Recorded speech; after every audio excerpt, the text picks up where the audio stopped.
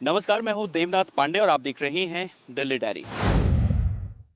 दिल्ली विधानसभा चुनाव में बहुत कम वक्त बचा है। ऐसे में जहां आम आदमी पार्टी के मुखिया अरविंद केजरीवाल के तिहाड़ जेल से वापस आने के बाद अरविंद केजरीवाल की आम आदमी पार्टी पूरी तरह से दिल्ली विधानसभा चुनाव की तैयारियों में एक्टिव हो चुकी है। अरविंद केजरीवाल से लेकर मनीष सिसोदिया तक जगह जगह जाकर चुनाव प्रचार के तहत अपने एजेंडे पर काम कर रहे हैं।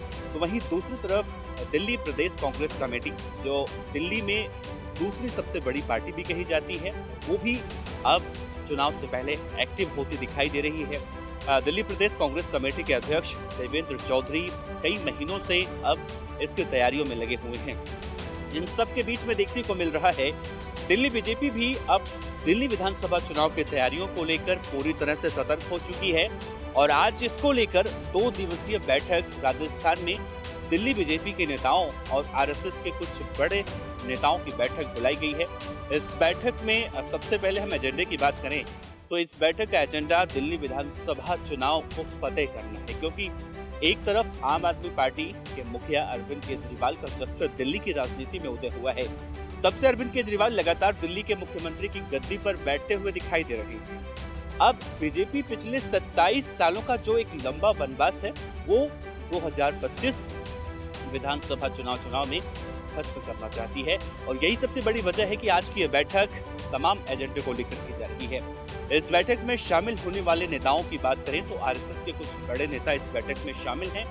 साथ ही ये भी देखा जा रहा है कि राजस्थान के रणथंभौर में जिस तरह से इस बैठक का आयोजन किया गया है उसमें दिल्ली बीजेपी के अध्यक्ष वीरेंद्र सचदेवा से लेकर दिल्ली के प्रभारी, सह प्रभारी, दिल्ली के सभी 7 सांसद, सभी विधायक, पूर्व सांसद, पूर्व प्रदेश अध्यक्ष, यानी कुल मिलाकर देखें तो 40 सदस्यीय टीम है जो दिल्ली विधानसभा चुनाव 2025 को फतेह करने के लिए बीजेपी पूरी तरह से अब इस तैयारियों में जुटी हुई है।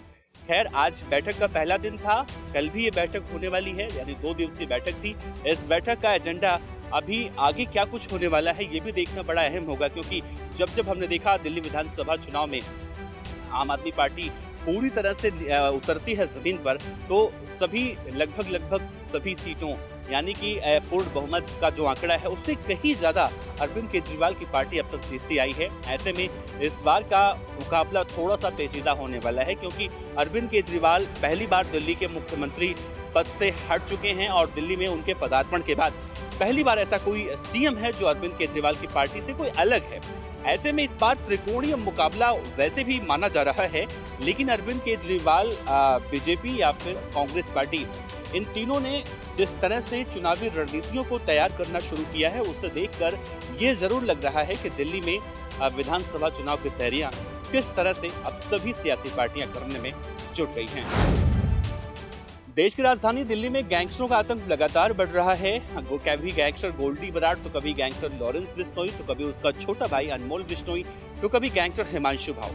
आज एक बार फिर से देखने को मिला दिल्ली के महिपालपुर इलाके में एक होटल के बाहर गैंगस्टर गोल्डी बराड़ के शूटरों ने फायरिंग की घटना को अंजाम दिया है।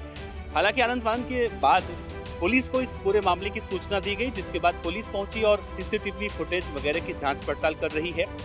सूत्रों के मुताबिक कहा जा रहा है कि गैंगस्टर गोल्डी बराड़ के नाम से इस होटल के मालिक को रंगदारी के लिए फोन आया था। उसके बाद इस तरह से फायरिंग की घटना को अंजाम दिया गया, जिसके बाद ये माना जा रहा है इस वारदात के पीछे गैंगस्टर गोल्डी बराड़ जो इस वक्त विदेश में बैठा है उसका हाथ हो सकता है। दूसरी तरफ दिल्ली के एक और इलाके से खबर निकलकर सामने आई है, जहां पर गैंगस्टर हिमांशु भाव ने कार शोरूम के अंदर फायरिंग करवाई है और वहां पर जान माल का कोई हताहत तो नहीं हुआ, लेकिन दोनों जगहों पर इस तरह से आपराधिक वारदातों को अंजाम देने के बाद दिल्ली पुलिस एक्टिव हो चुकी है और बदमाशों को पकड़ने के लिए हर संभव कोशिश कर रही है।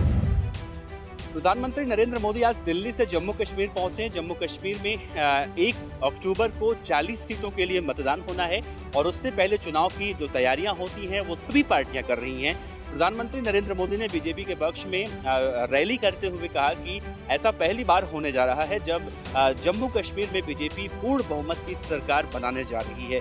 यानी जिस तरह से प्रधानमंत्री नरेंद्र मोदी जिस कॉन्फिडेंस में दिखाई दे रही हैं या जिस कॉन्फिडेंस के साथ चुनावी रैलियों को संबोधित कर रही हैं, उससे ये जरूर माना जा रहा है कि बीजेपी जम्मू कश्मीर फतेह करेगी। उसके बाद प्रधानमंत्री नरेंद्र मोदी हरियाणा के हिसार पहुंचे और हिसार में भी उन्होंने सेम सेंटेंस कहा कि हरियाणा में बीजेपी इस बार अच्छा प्रदर्शन रोशन करने वाली है और जीत की हैट्रिक लगेगी। जाहिर सी बात है, हरियाणा में पिछले 10 सालों से बीजेपी का कार्यकाल रहा है। हरियाणा के मुख्यमंत्री मनोहर लाल खट्टर रहे हैं, लेकिन लोकसभा चुनाव से पहले हम मनोहर लाल खट्टर को हटाकर नायब सिंह सैनी को मुख्यमंत्री की गद्दी पर बिठाया गया और उसके बाद हरियाणा विधानसभा चुनाव में कई ऐसी बातें भी निकलकर सामने आ रही हैं कि बीजेपी के नेता अंदर खाने में कहीं ना कहीं इस फैसले से खुश नहीं हैं, कोई टिकट बंटवारे से बिल्कुल नाराज है। ऐसे में जीत की हैट्रिक लगाना बिल्कुल कहीं ना कहीं एक कहानी जैसा लग रहा है। फिलहाल प्रधानमंत्री नरेंद्र मोदी हरियाणा की रैली को संबोधित करने के बाद वापस दिल्ली पहुंचे। तो दिल्लीदारी में इतना ही। देश और दुनिया की और खबरों के लिए आप देखते रहिए हिंद फर्स्ट। कैमरामैन गौरव सक्सेना के साथ देवनाथ पांडे, हिंद फर्स्ट, दिल्ली। इस तरह की और भी वीडियो को देखने के लिए हमारे YouTube चैनल को सब्सक्राइब करें और बेल आइकन को दबाना ना भूलें। यदि आप हमारा वीडियो Facebook पर देख रहे हैं तो पेज को लाइक और फॉलो जरूर करें। हमारे सोशल मीडिया पेजेस से भी जुड़ें।